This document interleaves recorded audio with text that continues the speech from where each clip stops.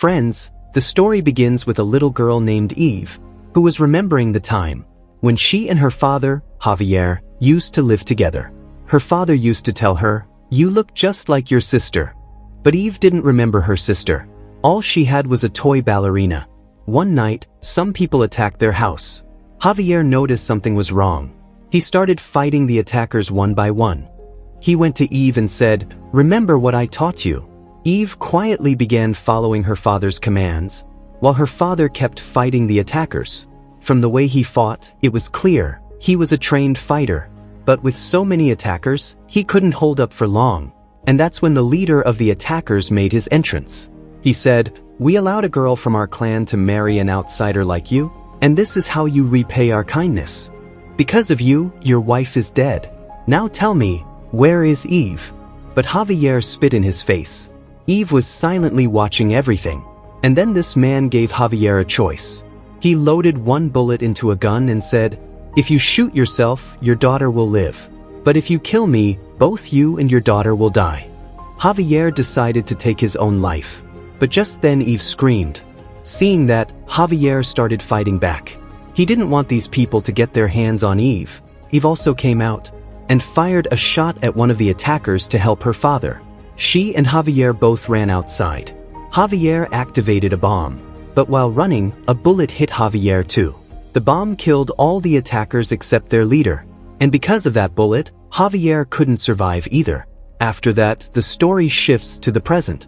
A man named Winston Scott comes to meet Eve. He says, "I knew your father.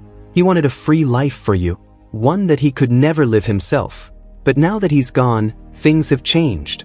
Winston Scott says, "I can take you to your father's family. They'll take care of you, and maybe someday, they'll become your family too." Winston Scott takes Eve to an organization called Ruska Roma, where the director asks her, "Do you know how to dance?" They made Eve a part of their theater. After that, Winston gives her a gold coin and leaves. That's when a woman named Nogi tells Eve, "Your father was also part of Ruska Roma." Then the scene jumps 12 years ahead. Eve is now practicing as a ballerina. She has a tattoo on her back, just like her father's. While practicing, Eve keeps falling again and again. The director says, "Put some medicine on your leg, otherwise it'll have to be cut off." Eve also has a friend here named Tatiana. All the people here train in every type of fighting along with ballet, like boxing, shooting, everything. They are being turned into assassins. But Eve always lost to the boys. Nogi told her, "You'll always be weaker than the boys, always smaller, but you can't give up. He's beating you, because you're letting him decide how the fight goes." Nogi told Eve, "Change the game.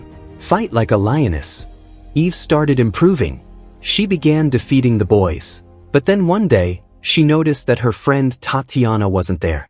Eve went and asked the director about it. The director said, "Tatiana isn't worthy of becoming a Ruska Roma.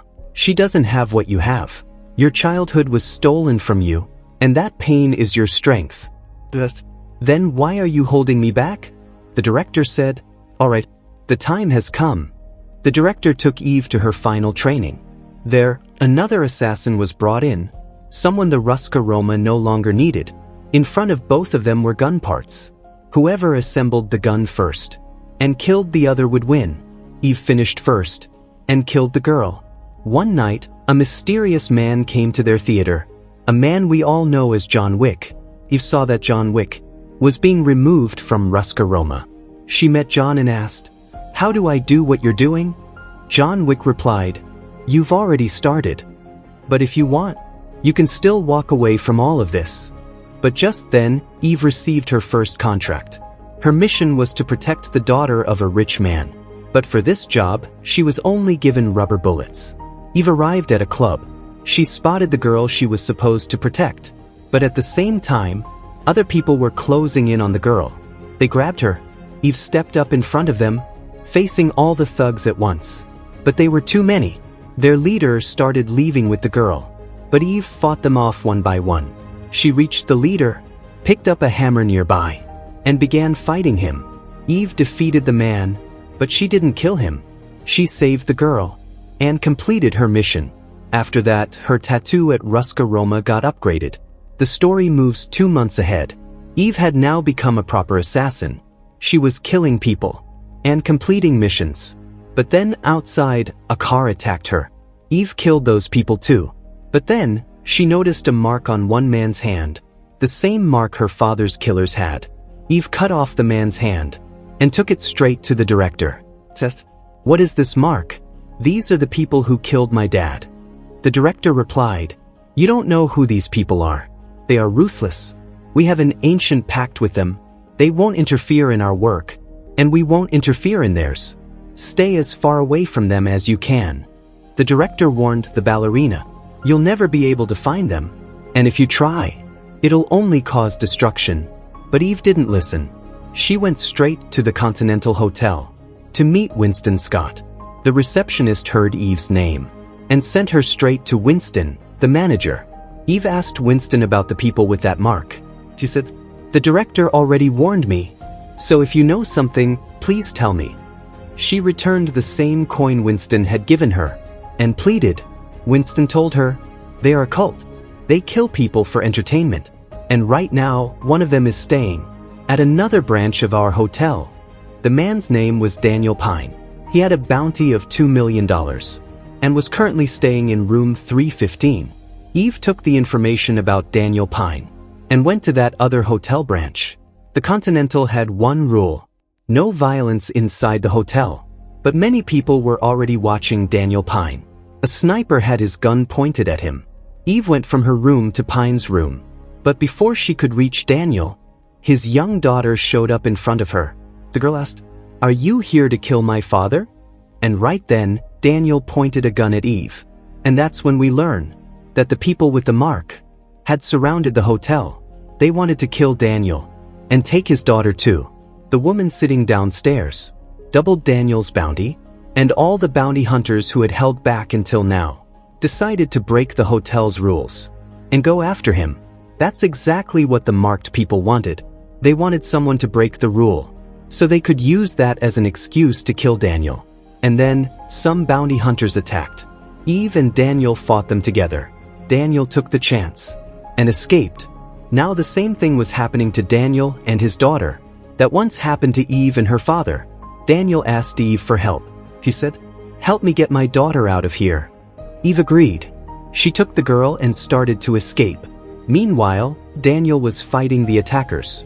But a bounty hunter killed Daniel right in front of Eve, and Eve was knocked unconscious. After that, this girl Lena called her boss, the Chancellor, and informed him that there was another girl with Daniel Pine and his daughter. Meanwhile, Eve and the rest of the bounty hunters were caught by hotel security. Eve said, I didn't break any rules. These people attacked first. So, the hotel security let Eve go but killed the other two. They told her to check out of the hotel immediately.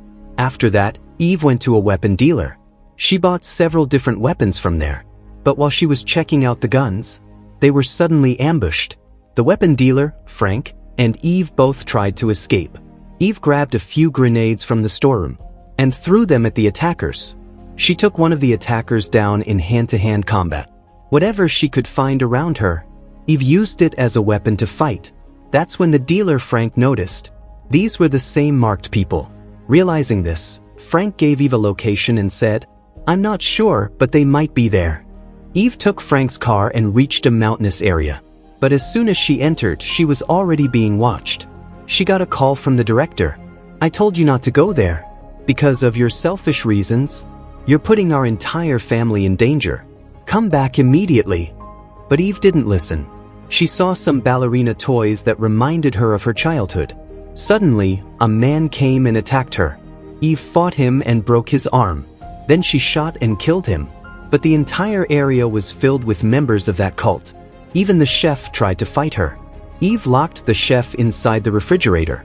Soon, more people came from outside to kill Eve. She fought them all. And eventually, the chef managed to get out. Eve killed her too. Then a man named I reported Eve's actions to the Chancellor. The Chancellor ordered him to activate the protocols. Alarms started blaring throughout the area.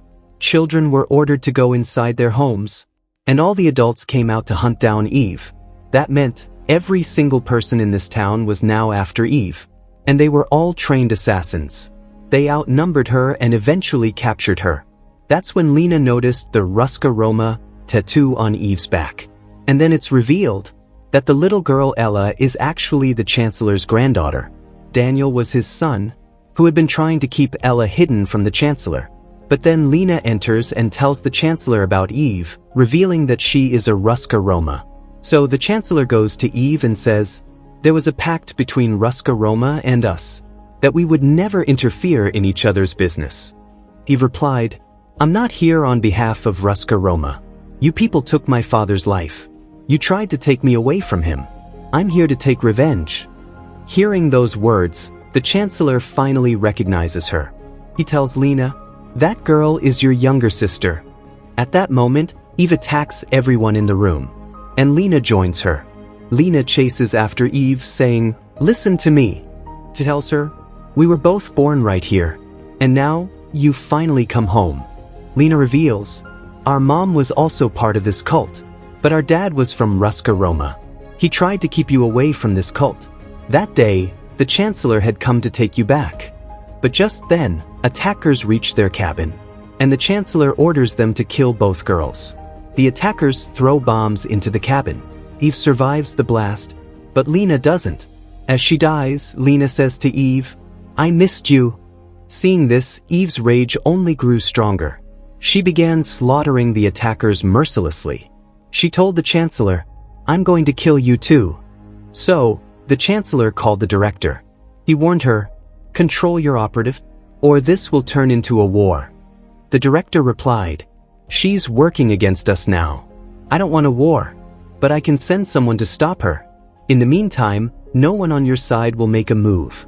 The Chancellor agreed and said, "Fine, you've got until midnight."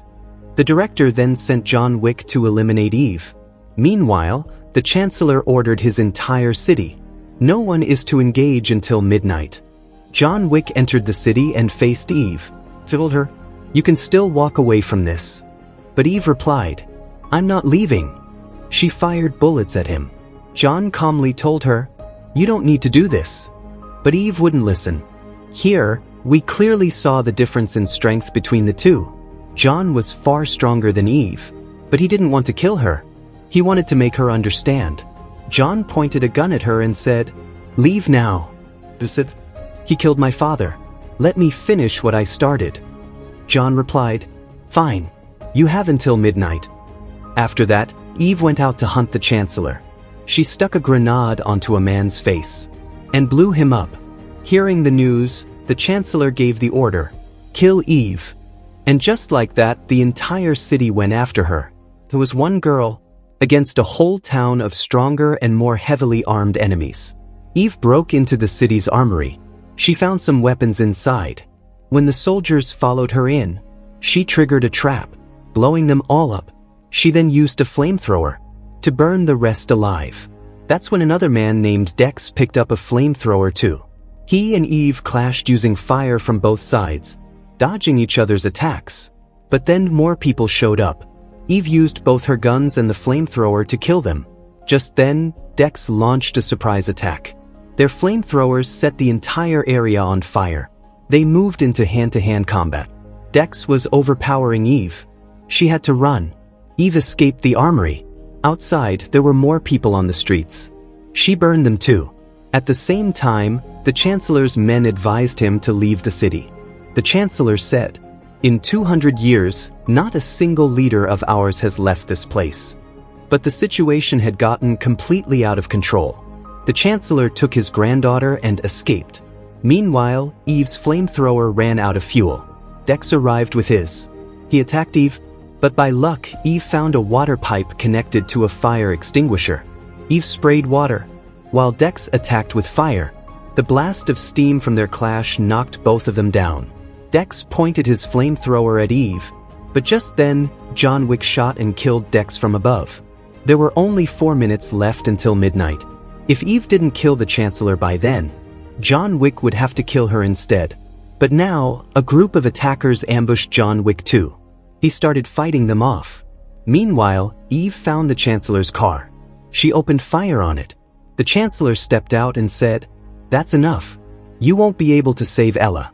Nothing will change." All of this will remain the same. Look at yourself. You're a killer too. That's your fate. But Eve shot the Chancellor and ended it. She opened the car door and pulled Ella out safely. At the same time, the director called John Wick and asked, "Is she dead?" John replied, "He's dead." And then we saw Daniel Pine was alive. He reunited with his daughter. Eve arrived at the Hotel Continental. She was watching a ballerina performance.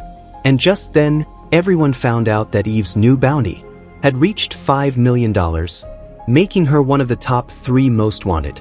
And with that, friends, this story comes to an end. Let us know in the comments how you liked the explanation. And don't forget to like the video and subscribe to the channel. We'll see you in the next video.